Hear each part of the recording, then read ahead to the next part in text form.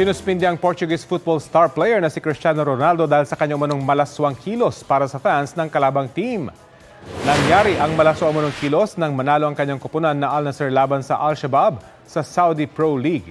Pinatawan ng one-game suspension si Ronaldo ng Disciplinary and Ethics Committee ng Saudi Football Federation. Pinagbabayad din siya ng 10,000 Saudi Riyal o katumbas ng halos 150,000 pesos sa Federation at 20,000 Saudi Riyal o halos 300,000 pesos sa Al-Shabaab. Wala pang pahayag si Ronaldo tungkol dyan, pero spotted siyang nanonood sa laban ng kanyang koponan at Al-Hazem kung saan natapos sa draw ang score. Kapuso, alamin ang maiinit na balita. Bisitahin at mag-subscribe sa GMA Integrated News sa YouTube. Sa mga kapuso abroad, samahan niyo kami sa GMA Pinoy TV at sa www.gmanews.tv.